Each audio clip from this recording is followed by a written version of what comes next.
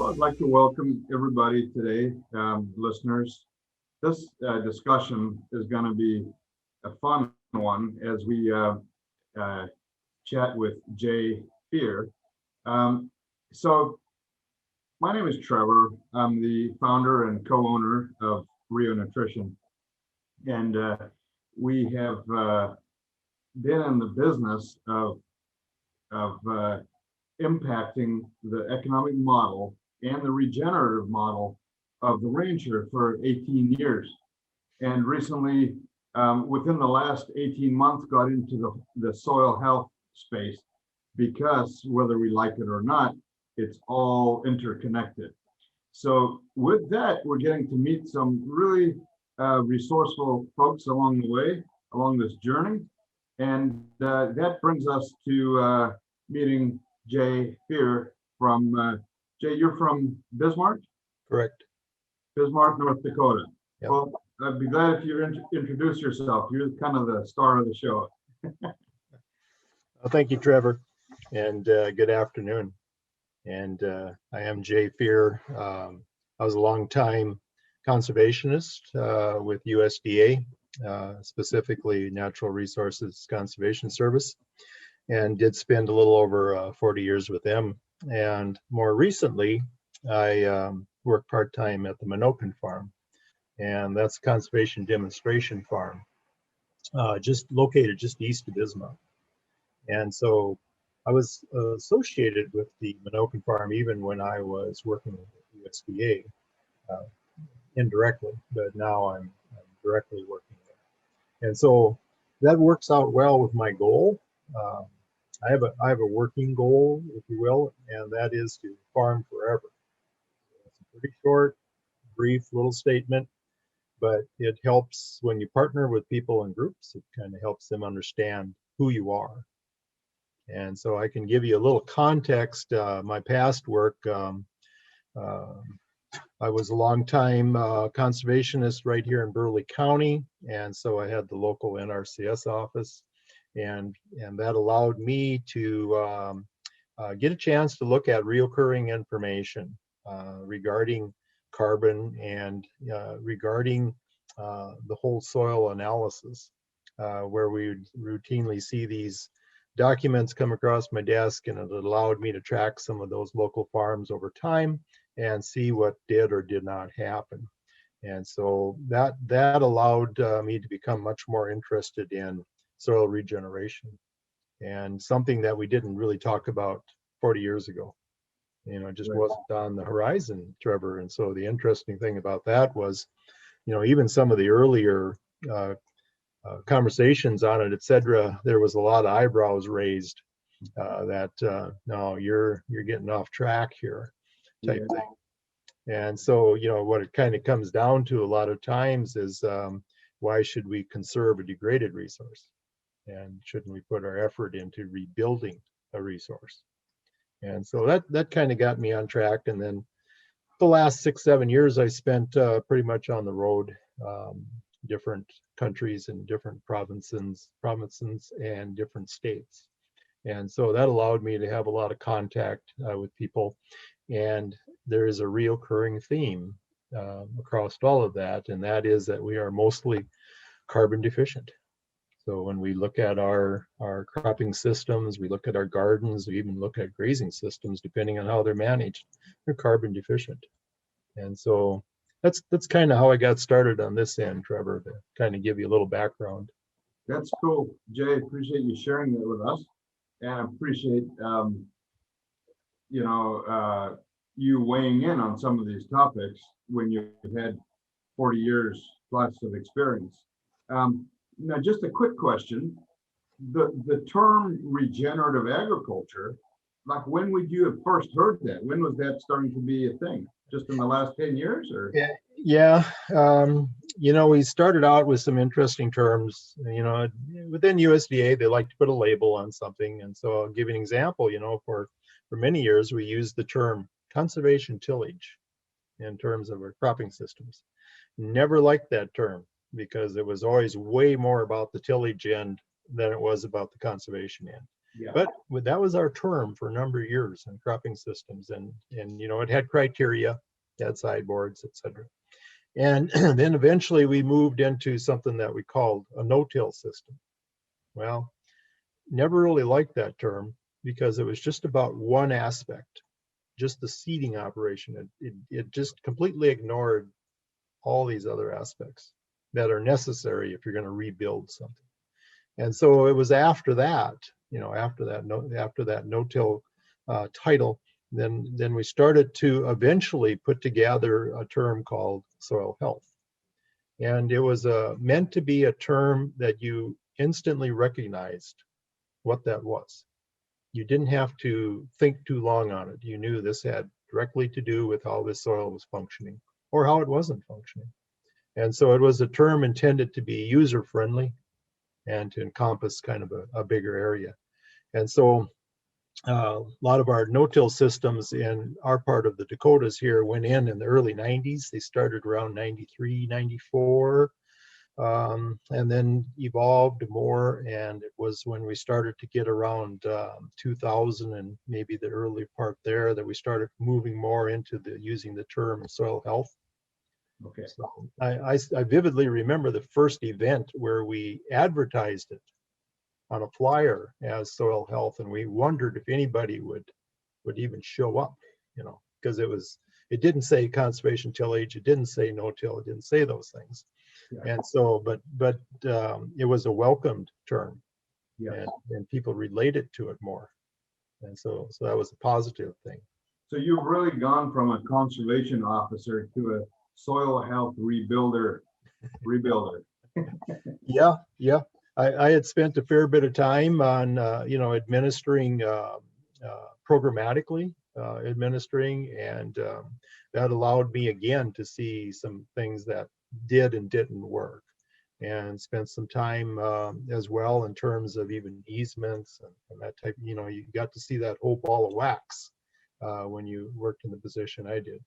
And then there's a liberal use of a term that's called other duties as assigned. And so within USDA, you're gonna do, if there's water leaking through the dam, you're gonna plug it up, no matter where you're at or what else you were doing. And so there's always some of that. But you're totally right. I remember quite well, Trevor, the meeting that I got up in front of my peers, and I told them about how I wasn't going to build these structures anymore. I wasn't going to, which was treating a symptom. We had a lot of erosion, and our erosion was rampant. And so I had built a lot of waterways, terraces, diversions, etc. And I got up in front of my peers and I told them, I'm really not going to do this anymore. And of course, they're kind of looking at me, like, isn't this your job? And I said, this is really futile because we have to treat the problem. We can't get the water in the soil. And we have to understand this process. And I said, I'm standing up here in front of you today. I'm not saying I understand it all, but I'm going to work at it. And this is my goal. And they didn't say anything negative. My peers, they didn't say anything. And as I always tell groups, I also had lunch alone that day. But that was a start. It was a start. Yeah. But, Jay, I'm sure you can testify to this more than me, but sometimes you've got to have lunch alone in life. Because if you go with the flow, there's that expression, dead fish don't swim upstream. Yeah. And sometimes you talked about that Band-Aid approach, building these structures and waterways to catch the water that we didn't infiltrate. Yeah. So now you flip that around and you start fixing the foundation or the core, and not only are you preventing that you might say that symptom, but you're catching water, which is one of the key components to life. And as we speak right now, about half of the states in the U.S. are affected by some sort of drought at some level, some definitely more severe than others. but water is huge. So Yeah. I think this is good where this conversation can go, Jay. We've got listeners that are, many of which, in the western half of United States and Canada, that Sure. are affected by drought. That's a reality. Whether we're into soil health or not, we're still part of this ecosystem. And right now we've got these challenges. Yeah. And we had basically created our own. We had created a lot of our own problems in terms of drought. And it wasn't until we covered our soil and hydrated it. We had to get a cover on it. And that's why when you look at the soil health principles, and I've always worked with 5 of them, but you look at the soil health principles, I've always listed cover first, the armor, because that's how we stop the erosion and we hydrated that soil. If you don't have a cover on it, we couldn't hydrate it. Yes. And so when we cover it and hydrate it, good step. Ready for the next step. Okay, I'm going to ask you those 5 principles here in a second, but I'll tell you a little story. I was driving the week before Christmas here in Southwest Minnesota, some of the best farmland in the country. And because we had a pretty easy winter, not a lot of snow cover, it was an extremely windy day, and there's these great big billowing clouds of topsoil, good Minnesotan topsoil, heading south for Iowa. Right. So I hope they enjoy it when it got there, if it stopped there. But my point is, if you think of how much investment every farmer puts in this topsoil, only to have it washed away or blown away, that really hurts if you just think of it from an economic standpoint.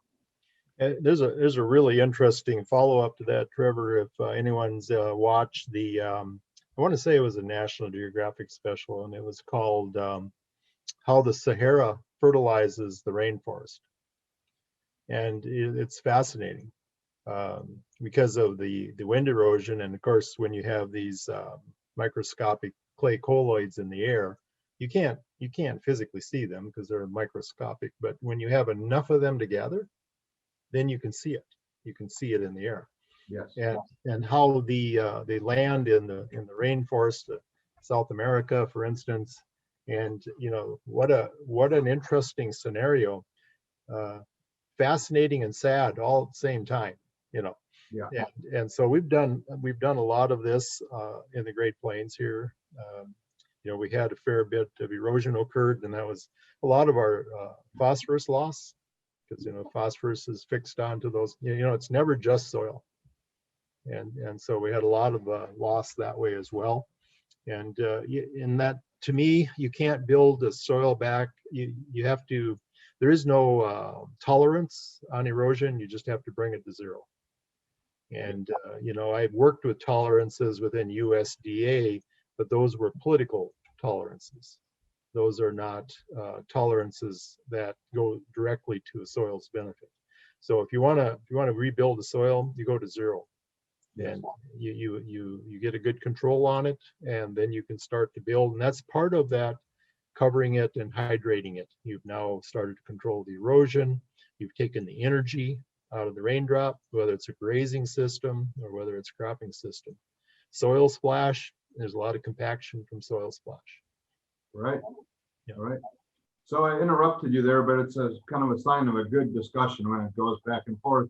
So the first principle you mentioned was cover. Yeah. What are the other 4? Yeah. And the second one we worked with then was disturbance. And so there you're looking at, and where we started was with physical disturbance. There's other kinds of disturbances, chemical disturbances, etc., use of pesticides or excessive uses, over fertilization. Those are disturbances as well. But where we started was physical disturbance. And so we started to take the tillage out of the scenario, and we didn't take it out in one day, but we started to reduce the amount of trips, and we started to reduce the amount of tillage implements, and then we eventually got to the point where we were into a no-till system with a disc opener. And so we went from armor, and then of course you want to keep that armor on the surface. That meant we had to have a seating mechanism that allowed it to stay there. No. So that was our second one. Okay. Then the third one we went into is disturbance, or excuse me, was diversity. And so we had armor, we had disturbance, then we went to diversity. And so there was plant diversity, and we start to understand that all these different plants play different roles, but they all have different carbon exudates. And so you have 4 major crop types with the cool season grass, warm season grass, cool season broadleaf, warm season broadleaf. And then so we started to bring together rotations in that manner. And if we couldn't get it into the rotation, then we put it in as a cover crop. So the cover crop gave us a chance to give us what we didn't have. Sure. Okay. All right. And so that became the fourth principle. And that one we called continual live plant. And that allowed us to bring the cover crop in. And then the interesting thing that occurred when the cover crop came in was it became the bridge between the grazing system and the cropping system on mixed operations especially. Okay. And so that bridge became a really important item and allowed us to bring livestock more easily back onto the cropland. Okay. And that was one of our goals with the fifth one being livestock integration. And we desperately needed the biology. We needed something mobile that could walk across the resource and spread biology. And can you think of anything better? And so we There's one clear answer. and a lot of this comes from some understanding and piecing together some understanding of what built our soils.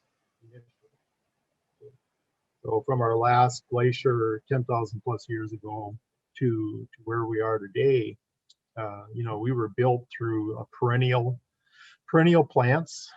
They were legumes and forbs, warm seasons and cool seasons. They had all this diversity. Okay. And to this day, I can walk into rangeland right here in Burleigh County, and I can walk out there in May and June and be like a flower garden. And so when you see 100 plus plants per acre of diversity, that really helps us understand why when we put a cover crop in, a single species is good, but if I can come in with more diversity, that's my opportunity. And it's what helped build our soils. And so I usually use somewhere around 8 to 10, sometimes even to 12 species when I put a cover crop in, because I got a window of opportunity and I took it. And so, you put this all collectively together, but the livestock, the interesting thing about the livestock, Trevor, is sometimes when I'd start working with a new client, that livestock component of the 5 principles to them didn't seem real important. But at the end, by the time we were implementing and we're starting to monitor and see impacts, all of a sudden the livestock became the most important one because then they saw it. Yeah. Yeah. Yeah. The way it was explained to me one time is if you think of where life flourishes the most in terms of biology and living organisms is the equator. So you think of the jungles, and you can just almost feel it when you think about it. They're hot, they're humid, plenty of moisture, plenty of plant life. There's the atmosphere or the conditions are you might say ideal for this microbial stimulation. It's just a good environment for it. And then you think of conditions, let's say in northern Alberta or in the dry parts of North Dakota, like you've described, or the high desert in Wyoming or in Idaho or Oregon.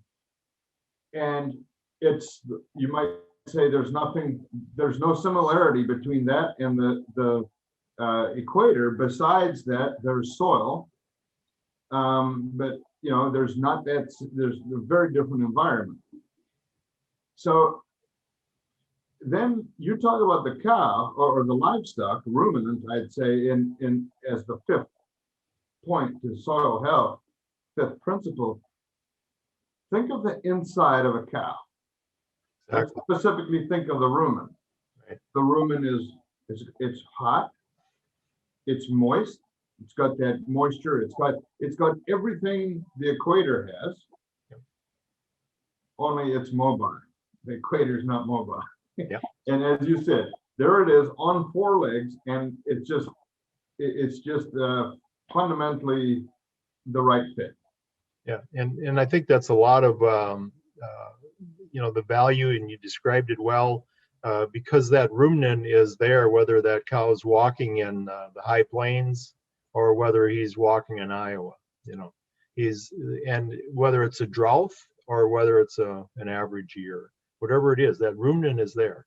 And so when I can get those on the land and we start to populate and we start to bring the biology, that's a huge item.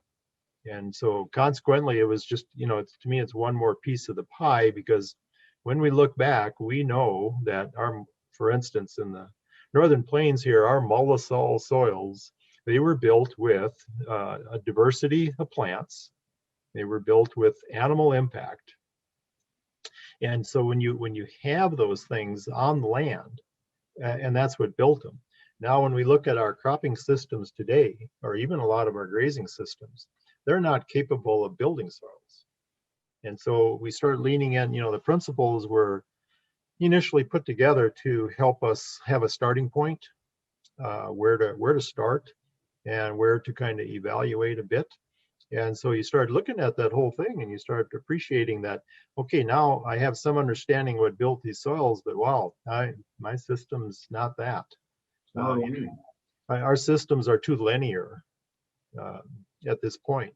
And so as we start looking, but that was one of the things this didn't happen in one day. It didn't happen in 1 year. For me, it was a learning process, and it was a real journey. So Jay, I would like to chat in this discussion about, you might say, some of the shackles, some of the things that are tying us down in industrialized ag. But before you speak on that, can you explain what linear looks like versus an alternative? Sure.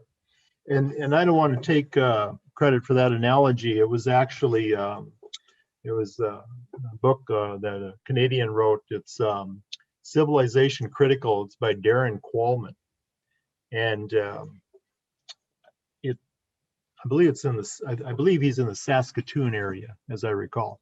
Okay. So he wrote a pretty good book on Civilization Critical, and explains our energy and our energy usage and sources and what's real energy and what isn't real energy, and those type things. So it's a good read.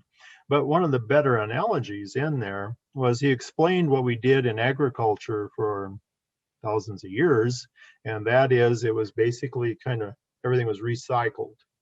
And so it was more of a loop of recycling. So using and reusing, okay? And that loop was around for most of humans' existence. But then in the last 100 years, that changed. And more specifically, probably right after World War II was probably the big change, with a lot of products that didn't have a home anymore after the war. And so we started applying those and started to see some interesting results, and they were relatively inexpensive.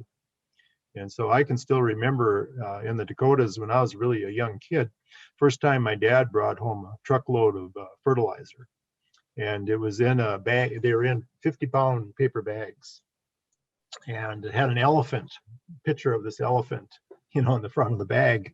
And I can remember, initially using that fertilizer, and so it had these impacts, which were definitely there.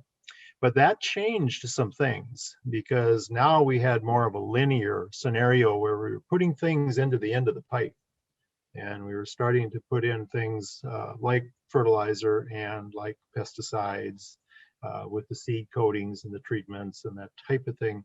And when it came out of the other end of the pipe, you had your yield, but you also had no way to recycle back all of the unused portions, or even the used portions of the pesticides and of the fertilizer, etc. Because a fertilizer at best, you can hope to get about 50% into a plant. So we know this, but we don't have anything to catch that at the end of the pipe. So it kind of goes to the atmosphere or goes to the water system, goes through the hydrology and has an impact on insects and pollinators and all these things that are necessary in nature. And so with that, you looked at the two systems. One was a recycling loop. It was, you could run it forever. The other is very linear. It's based on trying to reach a maximum yield. And when you are not getting the yield you want to come out of the end of the pipe, kind of like Darren explained it in his book, you put more stuff into it, okay? And so you have even more coming out of the end of the pipe. Now, when we got our heads wrapped around a little bit that yes, we can change these systems and rebuild back our soils, now all of a sudden we were looking at every time we applied, I'll give you an example. Let's go back to Trevor to the first soil health principle. We applied that to the soil, we applied cover to the soil, and we hydrated it. Well, the pipe, the linear pipe, bent up a little bit then, a little bit. And then we applied another principle, you know, of disturbance. We took some of the disturbance, get rid of more of the erosion, and do a better job in building soil aggregates so that we could go ahead and get water back into the soil. Instead of running off, we got it into the soil. It bent up a little more, okay? And so each time we added a soil health principle, the pipe continued to build. Probably the biggest one would probably be, initially anyway, would be cover crops, because the reason for that is it meets a multitude of soil health principles at one time. And so I'll give you an example. That leftover fertility that causes soil acidification, that leftover fertility that would have gone to the atmosphere or would have gone through the water system, can now go into a green plant, and you can hold it in that field. And when that green plant can be grazed by livestock, or it can set, it can do either one, but it'll decompose the following spring. I prefer to graze mine, but it'll decompose the following spring and you can reuse it. So you see how we can bend the pipe back. Very difficult to bend it back into the total loop it was before industrial agriculture came along, but we can certainly do much more than we have done. Because so if we bend that, ultimately, if we bend that pipe back so it's a continual flow, are you saying the way nature functions, there is no waste? yeah, you know, because what you're looking at, if you have a, let's take a grazing system, and you're running livestock on this grazing system, you're taking off pounds of beef at the end, right? So you're taking off pounds of beef. Everything else you process through the ruminant. Now, that calf grew, and you weighed them before and after, and maybe you took off 100 pounds of beef per acre, or maybe you took off 200 pounds of beef per acre, depends on what part of the country you're in. And so now you look at that 200 pounds of beef per acre, well, 50%, pretty close, give or take a little, of that is water, all right? And so then you get into the whole carbohydrates and the rest of it. And so a lot of this is made with sunshine. A lot of this is made through the carbon dioxide process. And then, you know, so what did you really walk off with? Pretty small, pretty small. Now you compare that to if you didn't graze it, but you took it off as a crop. Let's say it was a grain crop of some kind, and you put wheels under it. That's a whole different impact. And so, you know, you start to find your way, but when you're exporting all the grain off and you are not putting a cover crop back to offset the carbon loss, you start this degradation process, which is subtle and slow, but you start that process. Yeah. That's it's really common sense when you think of it like that. So just to speak to industrial ag, you know, this discussion is not to victimize or to look down on mainstream agriculture as it is today, but rather to maybe open some eyes and shed some light in terms of there is a solution. Yeah. As we do this right, there is a solution right under our feet. So just if you could speak briefly, Jay, you mentioned fertilizers, herbicides, pesticides. We know why we need to use them.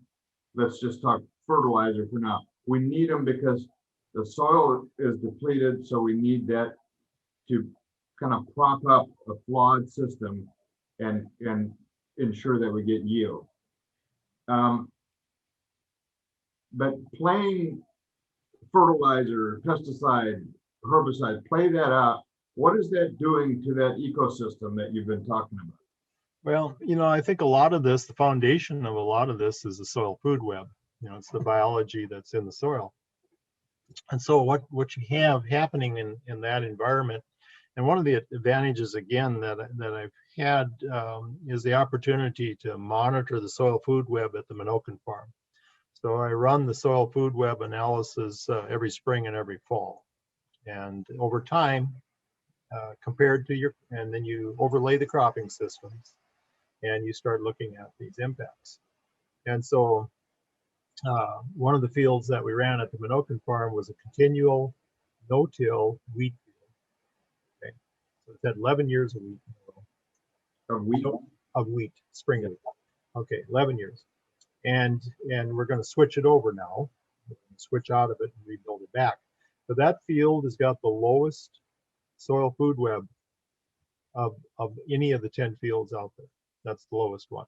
It's a little over 600 nanograms per gram. And the highest one out there is over 6,000 nanograms per gram. So there's a huge difference, huge difference. And so we brought that amount of biology down to just little or nothing in there. But to me, the really disturbing part was, and that's a full input field. Okay? It can have anything applied to it, any pesticide applied to it. So the most disturbing thing to me on that field is little to no mycorrhizal fungi in that field. And the mycorrhizal fungi, that's what converts your nutrients from organic to plant available inorganic and transports them. Okay. And so when you don't have that, you basically have a plant that is restricted to just what the root zone has available to it. You don't have what nature had set up in terms of processing to a plant, bringing nutrient and water to a plant in exchange for liquid carbon exudates. So the carbon's always the food. So anytime you hear carbon, think food. And so here you're looking at a scenario where after 11 years of all these inputs we've used on this and a monoculture with no cover crops and no livestock integration, we brought the biology down to an extremely low level. Okay? Mm-hmm. And so when you look at that scenario, that's kind of a frightening scenario because we also have other fields out in this conservation demonstration farm. Okay, so we have other fields out there that were in a completely opposite scenario, full diversity, livestock integration, cover crops integrated in fall and even integrated within the row during the growing seasons and whole different environment. So the field that I had the most soil organic matter gain in was a field that had corn for grain 1 year. The second year it would have a full season cover crop that was grazed, managed grazed, and then go back to corn for grain. But the year it was corn for grain, it would also be fall grazed. And we never remove more than half of the material. So we're always a bit careful about how much we remove. So it did that for a number of years. And it was so interesting because that was the field that had the largest soil organic matter gains. But when I look at the 10 fields, it had the most animal impact, okay, out of any field there, and it had the most plant diversity of any plant there. So what do you have that's mimicking what built the soils? Well, that one's the closest to mimicking that. Yes. So are there ways, farming's an extraction business. We know this. So, but it comes down to me is, what are we willing to do to offset the extraction? Yeah. Yeah. And I think that's where we have so many opportunities, so many ways of doing this. Because now more recently, we've added those 2 years I described to you. Okay. Now we added them into 1 year. So we went to 60-inch corn with cover crops interseeded. Okay. Yeah. Okay. So we took the two, you're going to speed up biological time. Okay. And likewise with our sunflower production, our sunflowers can be grown and have been with 8 cover crops. So they're on 30-inch, but in between each 30 inches is 8 species of cover crops growing in them. And we've done this successfully. And so those are just tailor-made to be grazed in the fall. High planet nutrition. Yeah. So livestock integration. Now we're building back with biology. They're also taking high carbon material, turning it into a lower carbon material. And the big difference is this with livestock, Trevor, and this is what I evolved with over time. When we bring livestock in the fall to a field that's been combined, when you bring livestock in, you make food available that day to the soil food web. But if you don't bring the livestock in, how long does it take for those corn stalks or whatever the crop is to decompose and become available for food? Months. Exactly. If not more. Yeah. Depending on the stemmier parts of the plant and versus the leaves and that type of thing. But when you think about the livestock they make food available the same day. And there's your big difference for the soil food web in the soil. So you're fast forwarding the process. Exactly. That biology. You're catching up to what the process used to be. You get it to the right speed. Yeah. Yeah. Because we've been lagging behind it. Yeah. And so sometimes livestock are discussed, but they aren't always fully appreciated of what their services are on that ground. And so when they come in, you're going to have an impact from anything they've been consuming. And so, when they process through the rumen and now it's on the soil surface, whether it's urine or manure, and now all of a sudden you have food available the same day that would have took a long time. And this allows the soil food web to flourish because they're like me, they like to eat every day. We must be alike. But for those that don't quite understand this concept of the mycorrhiza fungi, to me that is just the most brilliant masterpiece that nature has. And the way I like to describe it to people is, prior to the event of the internet, or being able to buy online, let's say you lived in Bismarck, North Dakota, or Redwood Falls, Minnesota. Where you got your supplies from was in the root zone, just within this town. We have a Walmart, we have a Runnings, that's where we get our supplies from, and it's circumscribed to where we can get in a day, whether it's on vehicles today or horse and buggy in the old days. But that was where we could pull our nutrients or supplies from. Then you plug in the event of the internet, which I'm not saying is all good. It certainly has its negatives. But the internet has allowed us to now access resources from anywhere, really, on the globe. Yeah. And so that's the way I think of mycorrhiza fungi, is so amazing that it's like these channels that water and nutrition can be shared and transported, so you have that a much increased synergy benefiting that plant. But if we don't see it with our eyes, Jay, we don't realize that disrupting that ecosystem has such a catastrophic results. I think you're exactly right. And when you're talking mycorrhizal fungi, you want people to have the understanding that its association is with a green plant. And if it doesn't have a green plant available, as an example, let's just say you made a windrow of compost. Yeah. And you finish this compost after a few months. Don't expect to see much for any mycorrhizal fungi in there. It needs a green plant.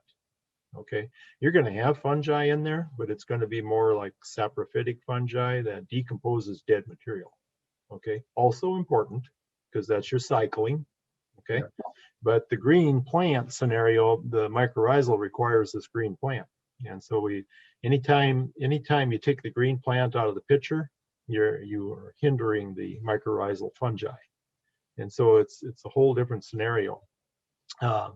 Something that I wanted to share with you too is just a little bit in terms of where the carbon is, okay, where the food is. Yeah.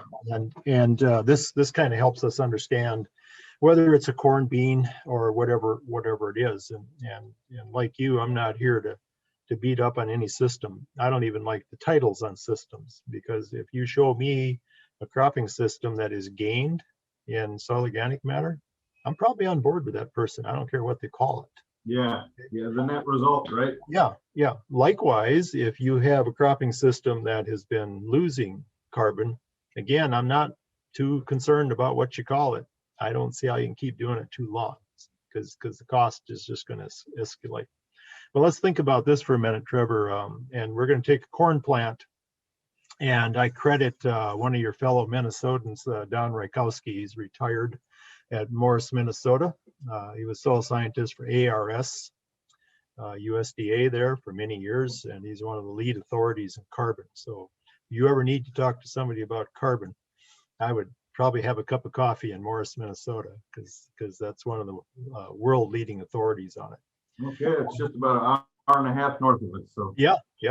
And so if you take a corn plant, because that's a very popular plant in your neck of the woods and mine, and you take that corn plant, a third of the carbon's in the grain, and a third of the carbon is in the above ground plant. Okay.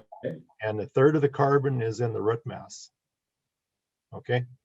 So what we can do is we can look at this, that third that's in the grain is probably going to get wheels under it. Okay. It's going to go somewhere, ethanol or feedlot, or it's going to go somewhere. Okay. The other 2/3, we can do ourselves some favor because if we leave that laying on the soil surface, we now have armor.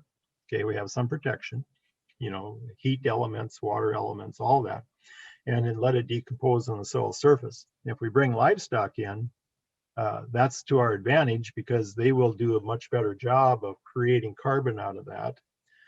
Because any dead material laying on the soil surface, the vast majority, like 85% plus, is going to go to the atmosphere as CO2.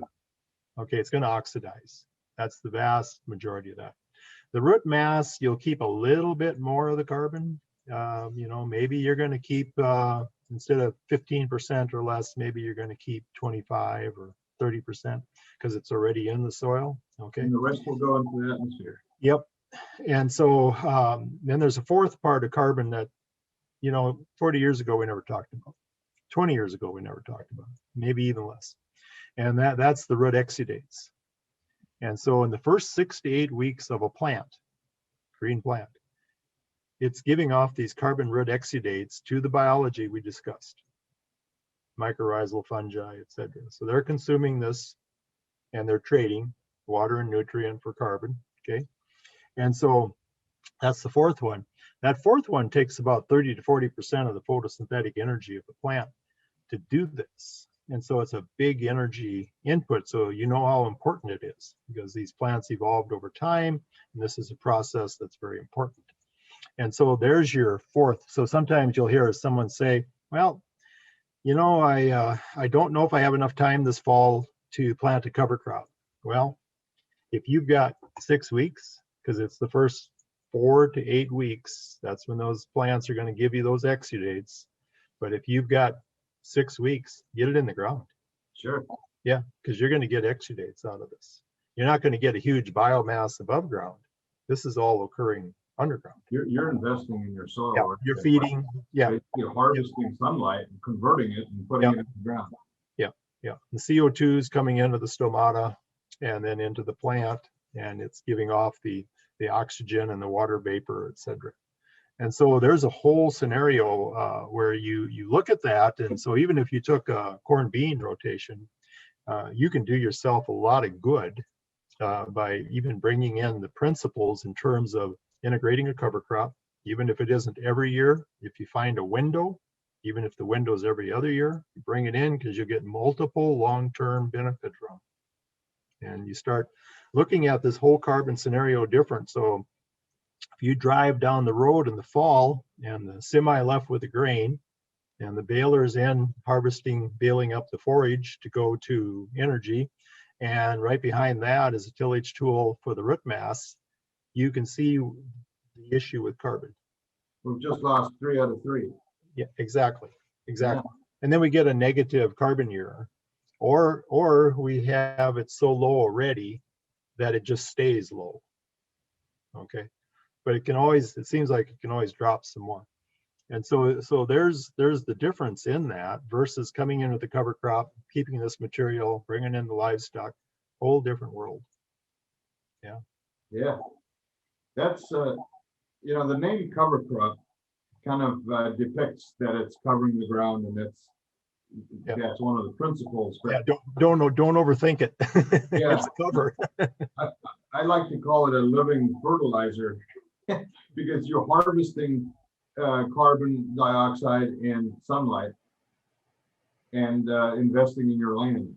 If we were to walk through a factory, you and I, just any factory, let's say in Bismarck or in Minneapolis, sure. and they got this production line, and they're fabricating some sort of made in USA metal goods.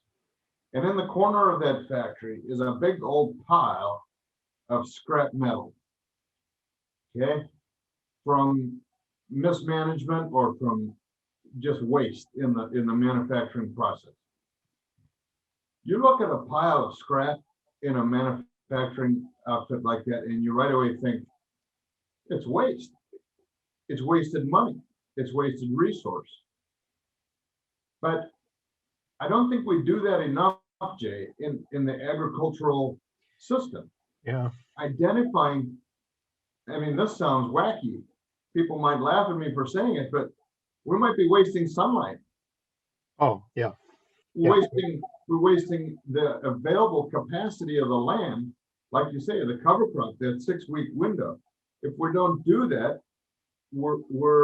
it's waste. And I think we need to, I feel we need to raise the level of awareness as to these are the solutions. The big outcry about carbon and greenhouse gases, when you go back, the fundamentals are right. The answer is in this system, is it not? Yeah, we just need to have more awareness of those things. And kind of like one of my Canadian farmer friends told me one time, in agriculture we have a tendency to waste the waste. And if we can take that waste, so that's one of the reasons why I do composting at the Minokan farm, because nothing goes to waste. And so I can run everything through the compost process. And so then from there I can add the worms, and it becomes vermicompost. And from there I can extract liquid. So you have liquid vermicompost extracted. And so therein becomes my seed treatment. Yes. and foliar application, etc., because we are so deficient in the biological end of it. Yeah. And so, but there's so many opportunities to take the waste, because what you're talking about is what's spilled out of the end of the linear pipe, and these become pollutants. And if we can use cover crop and we can capture that additional nitrate, and we can, whatever nutrient is coming through there, if we can start to offset, capture these and offset, that's it. That's a great start. Yeah, well, that is very, very enlightening. The one thing I wanted you to touch on too was when we're using urea, say as a fertilizer in conventional crop systems. Can you talk to us as to how that requires energy in its conversion? Yeah, I think what you're looking at is the urea is probably recognized as one of the higher energy demands of the plant because they have to convert that to amino acids. And so, it's kind of a known item. And if you listen to some of the podcasts more recently by John Kempf and others, they'll have a pretty good conversation on this topic. And so it takes photosynthetic energy from that plant to do this. And so it makes it work a bit harder because of that nutrient source. And so I'll give you an example. At the Minokan farm, we already talked on those 10 fields that some of them have a much larger biological population. Some have a much smaller based on how they were managed or mismanaged, if you will, over the last 10, 11 years.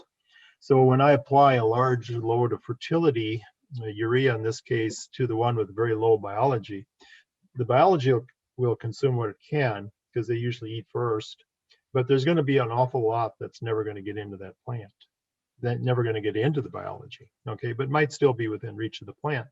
And so the plant has to do this conversion process. And so whereas if everything got into the biology, and we used maybe a more conservative amount and looked at these split applications and that type of thing, and we can actually get it into the plant, into the biology, and let the biology get it prepared for the plant. And so there's another scenario. But we haven't routinely been monitoring our biology. It's been available for quite a number of years now, but most people don't.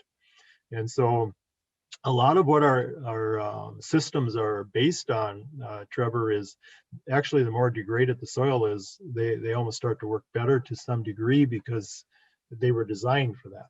And when we restore soil function, all of a sudden this all looks different and acts different, okay? When we first started to build soils, we had no idea what that soil was going to act like. And we went through some drier periods of time where, soil and the plant just didn't seem to care. And because they were fine. And we weren't used to that because we used to be just a few days away always, less than a week away from a drought. And then we found out we could make ourselves much more resilient. And we can do that in terms of water. We can do that in terms of carbon and the whole processing of the whole mineralization process. And so we become much more resilient. And so when somebody's looking at stepping into a scenario like that, it's helpful for them to know what their biology is. If it's really quite low, no mycorrhizal fungi, that's maybe a little slower startup. Maybe you want to proceed with a little more caution and moving in that direction.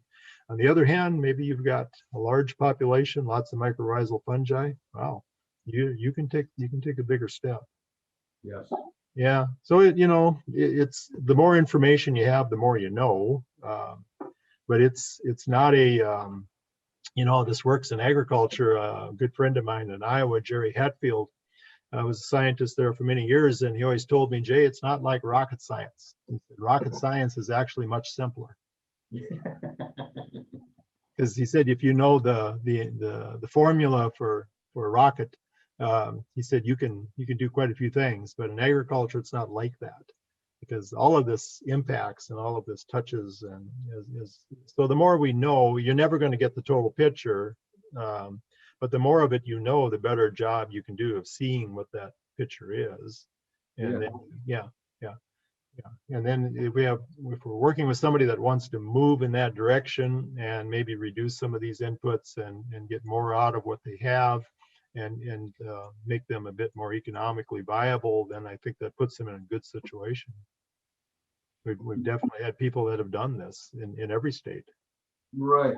So for a conventional crop farmer, I give an example. I was talking to a guy recently about what we're doing with the Riogen product in terms of feeding the biology through a foliar spray that gets down into the root zone. Anyway, he said, you know, soil health and feeding the biology, that kind of intrigues me. But he said, we're so far in the other way that it's very, very hard for me to change. Mhm. Now, do you think with, you know, do you think it's going to be something that is mandated or influenced by the current administration or influences globally that is going to make people want to consider this sort of a route, Jay, more and more? Well, that's a good question. I guess we're going to find out what the new administration leans into, you know, as we go along here. There's things like the 30 by 30, I think protecting 30 or restoring 30% of the land by 2030 or something. You know, I've heard different proposals, and I think any of those are worth looking at to see what their methodology is and how they're going to do that. Is there going to be a mandate? If you look at our history, there hasn't been a lot of those. You know, if we just look back on our history, and so that's a good question. I mean, to me, I like information and education, and I like trusting a bit that people are going to make the right decisions. You know, you're always going to be proven wrong now and then, but I think you're looking at a scenario where information and education is what's needed. What I think I'm seeing, and I think you probably are too, Trevor, is that there's probably never been more traction in this area than there has been right now. And Right. so there's an awareness, and you mentioned there's good and bad sometimes on the internet, et cetera, and all these uses, whether it's Twitter or Facebook or whatever it is. But one thing it did do is it did propel a lot of connectivity between people. And I don't care what country you go to and you get into the farm community, you're going to hear them talking about soil health. Yes. And a lot of the countries are much further along on it than ours. And I think this is more indicative of the infrastructure that's right here today. And the system that's here today. I also think with human beings, there's a bit of a reluctance to switch as long as the system is still going. It hasn't quite dropped yet. Yeah. But so that comes down to so much of your goals too, you know, for the people that are willing to take a look at the health of their soil. Are you satisfied with that? Yeah. Yeah. You know, so it's good practice to be proactive in investing or reinvesting in your soils, in your land for tomorrow, next decade, next generation. But in actuality, day to day, you're right. Humans don't like change. They're resistant to change. If we can keep putting these inputs in, getting the yield pays the bills, you know. So that's sort of I call it the hamster wheel. We're on this hamster wheel. The faster that hamster runs, the faster the wheel spins. And we've got ourselves into one of those. For a crop farmer out there that has, let's say, no passion or no interest in regenerative agriculture, Jay, the decision is made on money. It's got to be an economic decision for that farmer. From your experience over all these years, in reducing all the inputs and fixing soil, that soil health, restoring that balance and that cycle,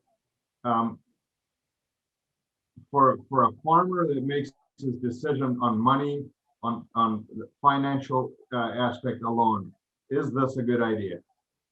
Yeah, and a lot of that, I think when you're close to going broke, it's always easier to change, right? I mean, it just is. And you know, you listen to a lot of soil health type speakers on the circuit, farmer types, and a lot of them will talk about, you know, that economic change they then felt they took the big step and made. Okay, I think it's when that isn't on the table, then it becomes a somewhat different discussion. You know, Yeah. one is much easier. Yeah, I got no other recourse. I'm just gonna I have to do this. Okay, and it doesn't even mean you want to, but you have to. Okay, and so you have that, and you raise a really good question. You know, and over the years I've had a lot of different clients, and with a lot of different philosophies on what they're doing or not doing, that type of thing. But the vast majority of them, I think when they understood a bit more of the science and they understood a bit more of the entire process, most of those moved in that direction. Yeah. Yeah, but they had to have the understanding. Yeah. And if you know, we'd partner and put the cards on the table. And, you know, when the spade goes in the ground and the soil comes out and you're at the end gate on the pickup, there's no place to hide. And you know, then it just kind of is what it is. And so you can start setting up a bit of a monitoring protocol and those type of things. And the vast majority of those people I've seen move in the soil health direction. I've never really seen any of them move back out of it. Once they stepped into it, Yeah. because for a lot of people, here was things you could do that you didn't have to necessarily buy. I mean, these are things that you could make management changes in. Yes, sometimes you had to have something additional like a cover crop, etc. Very much an investment in your property. And so you have those scenarios, and I've seen those people move into those arenas, you know. But I got to share this with with myself, and that is the first time I looked at cover crops. My thought was, I think they're maybe okay for you, Trevor, but they're not for me. Why would I want to take my limited water and my limited resources, and yeah, why would I do this and all that time and labor, etc. So I had to get my head wrapped around what the plant physiology, the plant's role in the soil function, what all of this does. And I had to run my tests and my plots, and I had to monitor, and then it became very apparent to me that this is important. And then it wasn't long after that, I came to the full realization that it's critical. If we don't have this component, it's really critical, because without it, we are too linear, we're too degraded. Every plant's on full life support. You better buy every input you can think of, because you're going to need those. And that's a different world. Okay, that's not my world. And so when I look at that scenario, but when people have the understanding of what this can do and how it does it and what makes it work, those are good people moving in the right direction. Well, if people have made that move and not gone back, what I would assume is that it must be financially viable. Yeah. Because at the end of the day, with the best intentions, if you can't pay your bills and you can't survive, right, you're gonna go back, or you're gonna jump ship. Yeah. So when I talk about regenerative agriculture, you see people sort of like, just like you said, might be all right for you, but not for me. Right. And I've seen that a lot, where regen is for those guys. Yeah. And I'm seeking to redefine regenerative agriculture.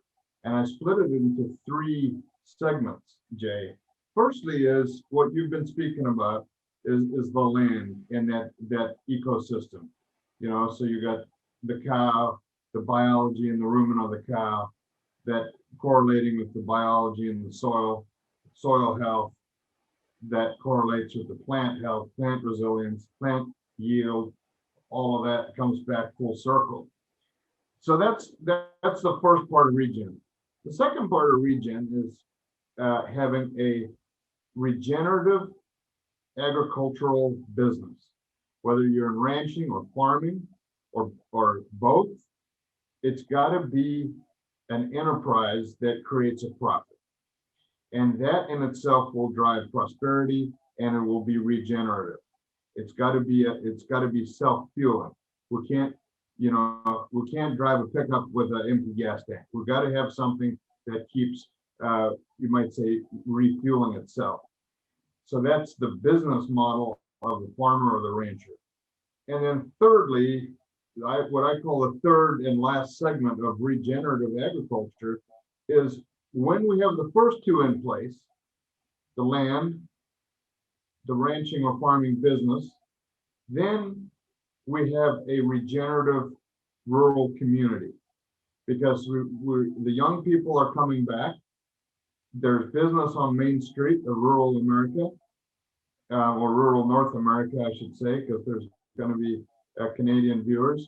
And with that brings prosperity and the health, the immune system, you might say, of our local community, of our rural community. And that to me is the redefined regenerative ag. And at that point, when I share that with people, I've never once had somebody that said, no, that's not for me. Mm-hmm. Everybody wants that picture that I've just painted. Everybody in agriculture wants to win. And I think we have a lot of the solution. Yes. Whether it's anything from greenhouse gases to whatever, we maybe have contributed to some of these over the years. I don't think there's any question, but we also are the solution to them. Yes. And so we can make that change as well. I think it's a human aspect, Trevor, to it's almost easier to fail with tradition than it is to step outside of it. Because if you fail with tradition, no one faults you. Yes. But if you stepped out and failed, well, then what's wrong with you? But I think that's just kind of a human, nothing odd about it. I think it's been around forever in all walks of life. And so I think that's kind of a hurdle, if you will. Yeah. But now you touched on community. So if there's community acceptance, because I think what we're kind of ultimately saying is when we build up carbon levels in the soil, helps our community. Because you have this influx of newer people and youth, you can't replace youth. I mean, it has to be there. It's special. And so you bring in all of those aspects of it for the community. And if there's community acceptance, after that, a lot of it is just kind of, it's between your ears. And so, but now you took away that nobody's judging me. I can go to the wedding anniversary, I can go to the funeral, I can go to the whatever event in the community, and we're all good. We're a close-knit community, we support each other and those type things. Right. And we have those communities, and then we have people that are working in situations where it's not quite like that, but it would be a good goal to work toward of what you just described.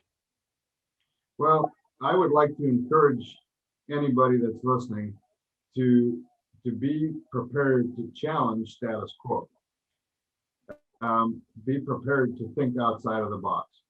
Because seriously, whether you're in livestock or whether you're in crops or both, think ahead 10 years and think ahead to what this industry could look like. I think we've seen it in the hog arena, in poultry. We've seen these changes that happen right in our own country. And I think it's fair to say that there are markets developing as we speak for products that result of a regenerative management practice. We sell to cow-calf operators across U.S. and Canada, and so our main customer base is conventional type producers. Nothing wrong with that. But Jay, you know, and I know that the grass-fed beef market has increased by 20% every year for about 20 years. Now, whether I believe in grass-fed beef or not, if I'm in the ag industry, I better be listening and watching what the consumer is demanding and aligning with that. And I see that as a perfect fit between everything we've talked about in the last hour or so and what the consumer, our ultimate customer in the ag industry, what the consumer is demanding. So while things might look pretty bleak, you know, we've seen it for years where the big get bigger and the small guys go out of business. Right. Well, no matter what size you are, my message to you would be, think ahead 10 years, watch the trends, watch the public perception, watch the consumer demand, and align with it. And I think a very, very safe place to be is on this regenerative path.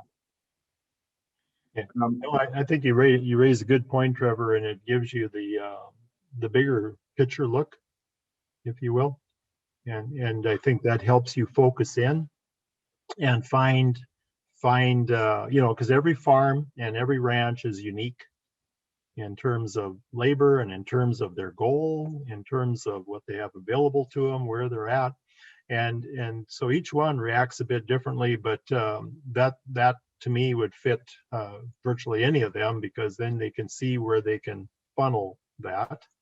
And you raise a good point with the grass finished beef, and there's lots of different terms. There's grass fed, grass finished, you know, and everything. This has been kind of going on for quite a while. My wife and I purchase it locally here from one of the ranches, and have for many years. Kind of the old Barbara Mandrell country western song about being country before country was cool. Yeah. And so we were purchasing this before it was kind of a thing, and you know, we've done it for many years, and our children have done it, etc. And so it's one of the few portions, like you mentioned, in the beef industry that's growing. That area is growing. It's even taken in some people that maybe were vegetarian or maybe just weren't consuming that protein source, but then that became one that fit for them and worked for them.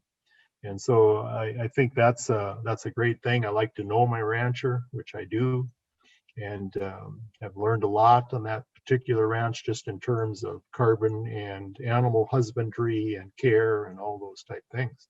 And then, you know, you feel good about purchasing that product. You feel comfortable and confident in it. And yeah, no, I think you raise a really good point. And whether it's a simple step like taking out, like growing a conventional corn versus maybe GMO variety or something, you know, whether it's just some of those simple type things, you start down your path. And for many years, a lot of these changes didn't all occur in one day. Like the things we're talking about today and that I've brought up today, that was over a long span of time. And so, you know, that's the only advantage there is to getting old, is you can look back over a longer period of time. There is no other advantage, I'm here to tell you. And so that allows you to see something from 40, 50 years. Okay? Yeah. That's different than when I started working and I couldn't look back at very, very little of anything. And so, you know, you come with all of that. And I think you're looking at a scenario, and you described it well.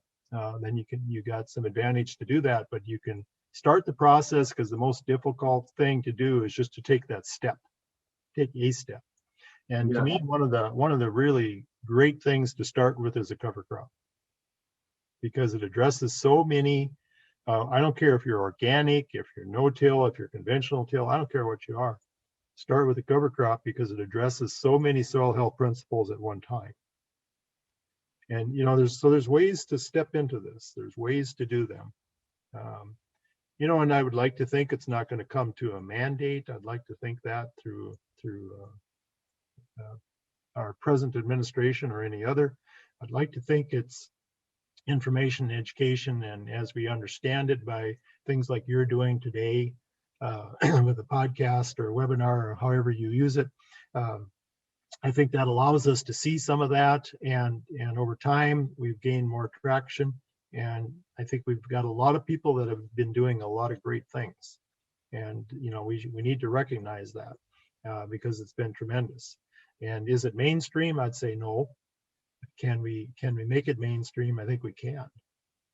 Yes.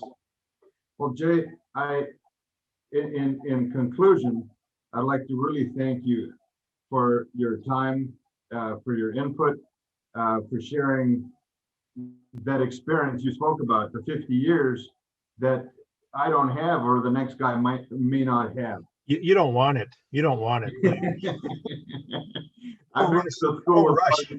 Don't rush into it, Trevor. I've been to the school of hard knocks too. So I think that's invaluable, you sharing that with us. And as we wrap up, I'd just like to say, for the listeners, Jay Fuhrer, you pronounce his last name Fuhrer, but it's spelled Fuhrer. Yeah. And that means leader in German. Is that right, Jay? I think so. That's just a side note for whatever that's worth. Yeah. So, Jay, thanks for joining us today. Welcome, Trevor. For your help. And to the listeners, all the best for your journey, whatever stage you're at. It comes back to remember those 3 parts to regenerative ag, starting with your land, and then your ranching enterprise, and then your community. And I think as we take care of that, we'll see prosperity come back to our communities and to our operations. So with that, thank you, everybody, and have a great day. Thank you.